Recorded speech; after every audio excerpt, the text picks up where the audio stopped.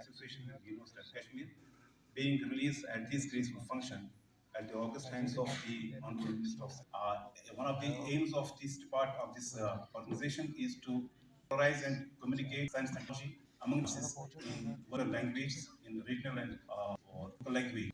And in this regard, Kashmir, in association with the University of Kashmir, has been awarded 2 scopes, one in Kashmiri and the other in Urdu.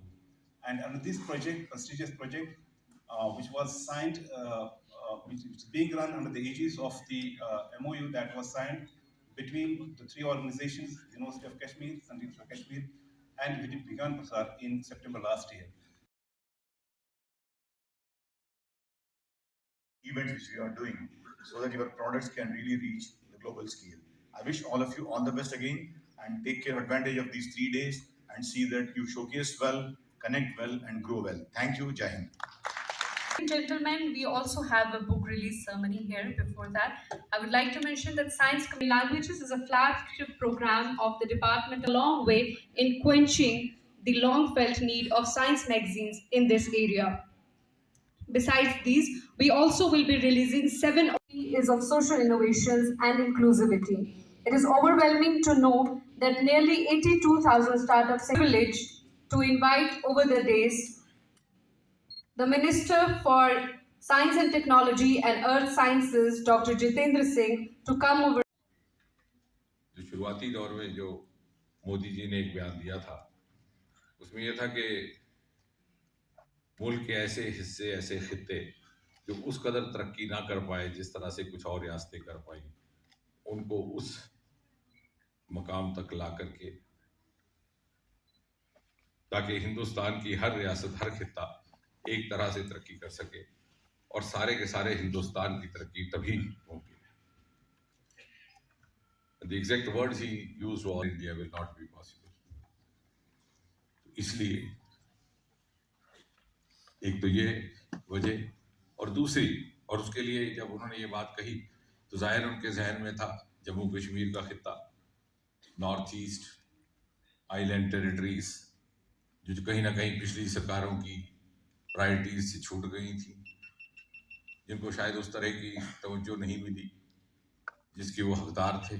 वजूहात कोई भी रही हो, उसमें नहीं जा रहा, लेकिन मोदी जी ने एक नई तहजीब इस मुल्क में पैदा करने का एक कोशिश की है कि जिस चीज़ की जहाँ कोताही रह गई उसकी भरपाई की जाए, जहाँ जिस चीज़ की ज़रूरत है उसको पहुँचाया जाए. ये नहीं पूछना कि मजहब क्या है, ज़ात क्या है, ये भी नहीं पूछना वोट पिछली बार हमको दिया था किसी और को दिया, ये भी नहीं कहना कि आज स्टार्टअप किया तो इस बार अगली बार हमें देना. वो छोड़ दे अवाम पर, उनके विवेक पर, उनकी जहनियत पर. लेकिन अगर हमने हिंदुस्तान की मुकम्मल तरक्की का कोई मंसूबा बनाना है तो मुमकिन नहीं कि कोई हिस्सा पीछे छूट जाए. और दैट इज़ वाई स्टार्टअप इन कश्मीर, क्योंकि एक ऐसी मुहिम जिसने सारे हिंदुस्तान में जोर पकड़ा लेकिन किसी न किसी वजह से यहाँ पर वो नहीं पहुँच पाई. उसकी क्या वजूहत है, उसकी भी कुछ एक लम्हों के बाद बात करेंगे. और साथ ही साथ मोदी जी ने बार बार आपकी जितनी भी तकरीरें सुनी, बात की है टेक्नोलॉजी की, बात की है साइंस की. अब हिंदुस्तान का वज़ीर आज़म को इतनी फुर्सत नहीं कि वो एक ही मौजू को लेकर बात करते रहे. वो इसलिए कर रहे हैं कि हम समझें कि जो हम अगले 25 वर्ष के अमृत काल है, हम हिंदुस्तान दुनिया की कतार में आकर के खड़ा हो जाएगा. तो कैसे खड़ा होगा? The entire progress and growth in the years to come is going to be technology driven. ये जो बार बार हमने सरकारी नौकरी की जहनियत पैदा की है, इससे उनको आज़ादी दिलवाई. और इसमें सबसे ज़्यादा अगर कोई हमारी मदद कर सकते हैं तो वालिदैन. तो सौरभ भगत जी IAS अफसर है, कितनी शान की बात है, ये हमारे लिए फ़ख्र की बात है हमारे यहाँ. लेकिन वहाँ बनने को तो मैंने अपना ही माना, चूंकि जमात का लड़का था, विद्यार्थी परिषद का. हमें काबिलियत की कमी नहीं थी, जहनियत की कमी नहीं थी, मेहनत करने का मादा भी था. अनेकों मिसालें हैं हमारे पास. अगर आप तारीख के पन्ने खोलिए, ज़रा आप अंदाज कीजिए, जब विक्रम साराभाई ने स्पेस टेक्नोलॉजी का प्रोग्राम शुरू किया हिंदुस्तान में 1950 की दहाई में, तो रूस और अमेरिका तो चांद की धरती पर कदम रखने के लिए तैयार थे, और आप क्या कर रहे थे? आप बच्चों के साथ बैठ के गा रहे थे चंदा मामा दूर के बड़े बकाए। लेकिन हमारे यहाँ ऐसे नौजवान थे, आंखों में सितारे, आंखों में ख्वाब, जो समझते थे कि हम उस ऊंचाई तक पहुंच सकते हैं। And the manner in which we have taken over the quantum jump, we have overtaken those countries of the world which started their space journey much before us, many decades before us, are now picking up cues from us. हमारी research, हमारी missions के लाई हुई तस्वीरें आज America के NASA को मुयसर की जाती है। उस दिन कल ही हम देहरादून में खड़े थे तो मैंने एक वाकया कहा कि, और बड़ी बदकिस्मती की बात है कि हिंदुस्तान भर में जिसकी पर्पल रेवोल्यूशन का जिसका जिक्र किया जाता है, उसकी पैदाइश जम्मू कश्मीर से, गुलमर्ग से शुरुआत हुई। लेकिन नहीं, यहाँ पर उसकी बातचीत ही नहीं होती, ना आम सभा में बात होती है, ना आवाम में बात होती है, ना मीडिया में बात होती है।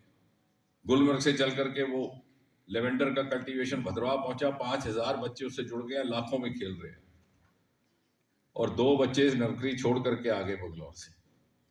मैंने पूछा भाई क्या करना है? बोले साहब देखा ये आध पढ़ा आदमी लाखों कमा रहा है और हम कंपनी के लिए 12-12 घंटे इतनी पढ़ाई कर। इसलिए दिस स्टार्टअप एक्सपो इन कश्मीर। और आज हिंदुस्तान का 5-6 साल के अंदर दुनिया में वो मकाम है कि हमारे यहाँ के बच्चों को वहां के स्टार्टअप ग्रुप्स लेने के लिए प्रेफर करते हैं। अभी हम पिछले 2 महीने में जर्मनी रहने का मौका रहा, वॉशिंगटन में रहने का रहा, पोर्चुगल में रहा, तो जो कि हमारा खुराफाती दिमाग यही ढूंढता रहता है कि पूछा जाए क्या है, तो मैं ये हैरत हुई, they prefer Indian boys girls. और मैंने पूछा कि भाई क्या क्या वजह थी? खैर उसमें एक बड़ी दिलचस्प वजह कि साहब ये शनि इतवार को वीकेंड नहीं लेते।